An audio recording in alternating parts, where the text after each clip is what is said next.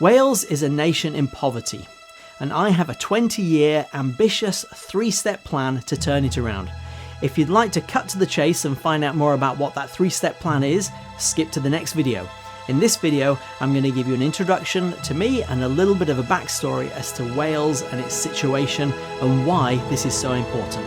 Thanks for tuning in. This is Haydn's Big Ideas. Hi there, my name's Hayden Rushworth. I work at the Welsh Parliament. My role there is technically Research and Communications Officer. I'm a filmmaker, at least I'm half filmmaker and I'm half political kind of campaigner. I've spent my life studying the things that make nations prosperous, peaceful and successful. And living in Wales, as I do, I grew up in Yorkshire. I moved to Wales about 5 years ago. Living in Wales as I do, I've been looking like a fly on the wall at the whole nation. And working around the Welsh Parliament, I watch what goes on in the Welsh Government. And I have seen so clearly a whole series of problems that nobody is talking about that are really holding Wales back. I see in Wales a nation full of people with enormous potential for prosperity beyond their wildest dreams. But everybody's going about it wrong. And so I thought, well, it's time to get all this stuff out of my head. So this video series is really my proposals, my ideas, my suggestions and recommendations on the things that could turn Wales around. And I really believe this could work. The people of Wales are human beings like everybody else on earth. The only thing there's nothing genetically that stops the people of Wales or the people of any country, wherever you are, whatever country you live in, there's nothing that stops the people of your nation from becoming extraordinarily prosperous. And at the same time, there's nothing that is guaranteed to prevent this nation or any other nation from plummeting into the depths of poverty and chaos. Now, that's not what I'm looking at. I'm looking to elevate Wales. Now, the people of Wales, you're my primary audience, but if you're listening anywhere else in the world, then, you know, these principles will apply to your nation as well. If you're interested in politics, economics, or just human happiness, that's what this is really all about. It's about happiness. It's about people being free to live their lives and prosper and grow and be free to just pursue lives of happiness, peace and prosperity.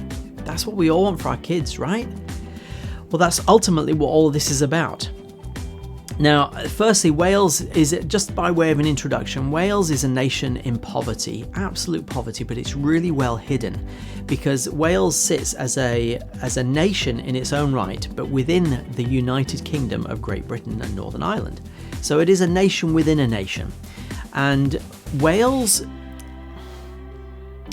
is bailed out every year by the national UK government at Westminster. If Wales was a nation on its own and had to stand on its own 2 feet, it would be in a worse economic state than Greece, which is widely regarded as being the economic basket case of Europe. It's not that it couldn't be turned around for Greece and Wales, but right now Wales is not in a great place, and it hasn't been that way for generations. And so the people just assume that's just the way things are.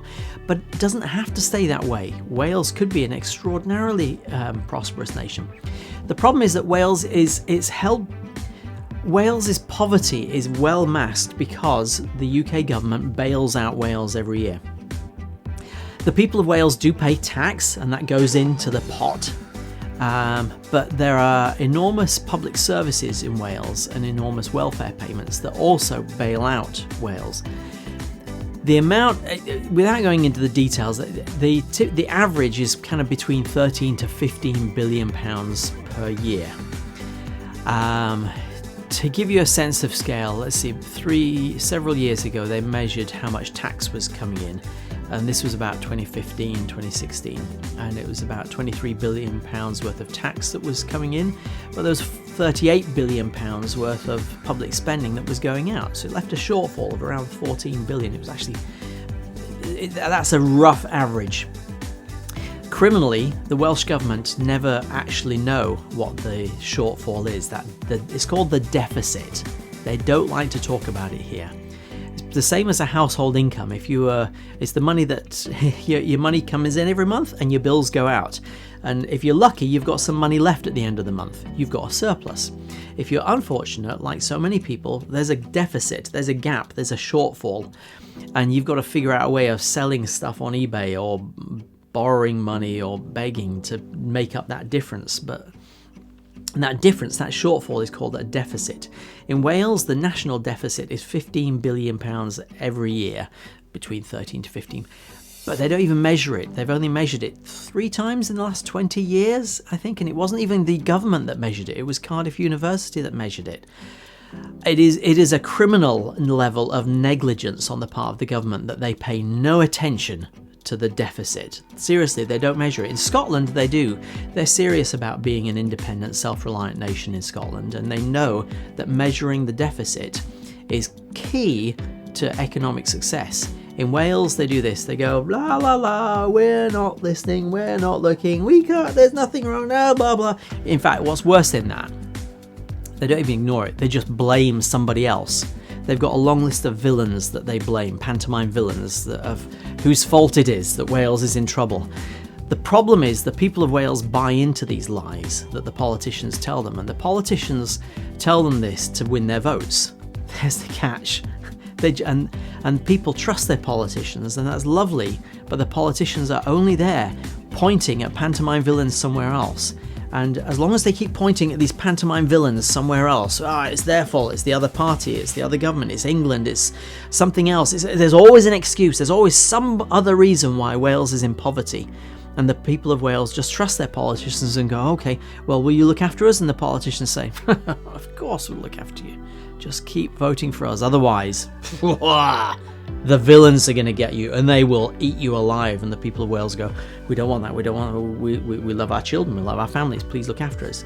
And the politicians go, we'll look after you. It's an enormous illusion that's been going on for generations. It's a deception on a national scale. The people of Wales could become extraordinarily prosperous. There is nothing holding them back except for a belief that they can't do it. I often talk about the people of Wales are like dragons who are phenomenally capable of incredible power, but they're being hypnotized into believing that they're chickens and that they can't fly and that they can't live without the farmer giving them handouts. I call them drickens. It's a cross between it's a dragon that's being hypnotized to think it's a chicken. And it's heartbreaking to watch all these people who have phenomenal possibilities, phenomenal potential, and they just believe that they're powerless. Somehow they just believe that Wales will always be a poor nation. It is heartbreaking because it's just not true. The people of Wales are capable of prosperity beyond their wildest dreams.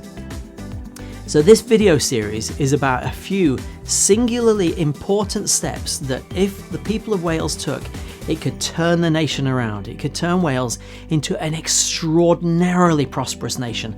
And the reason why that would be phenomenal for Wales and for the rest of the world is that the people of Wales have great big hearts. They have great big generous hearts.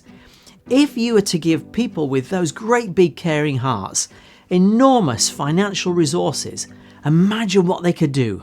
Imagine the contribution that the people of Wales could have to the world if they had both the great big hearts and they were skilled in the art and craft of wealth creation and knew how to contribute in phenomenal ways to the world.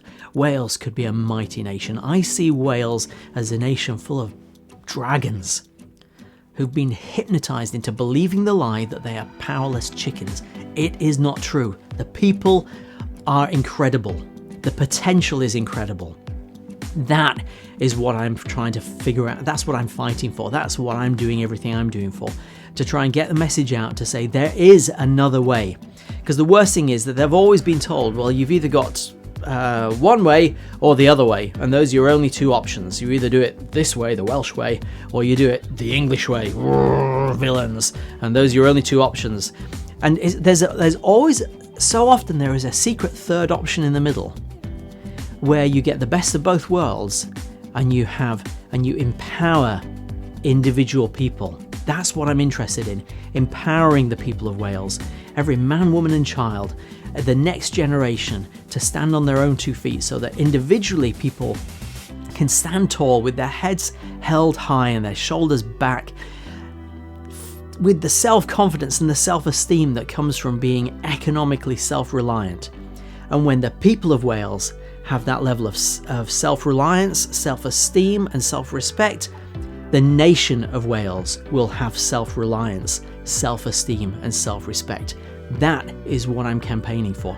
But it can only be done if the people of Wales get on board and start helping out, because no one political leader will turn the people of Wales or turn the nation of Wales around.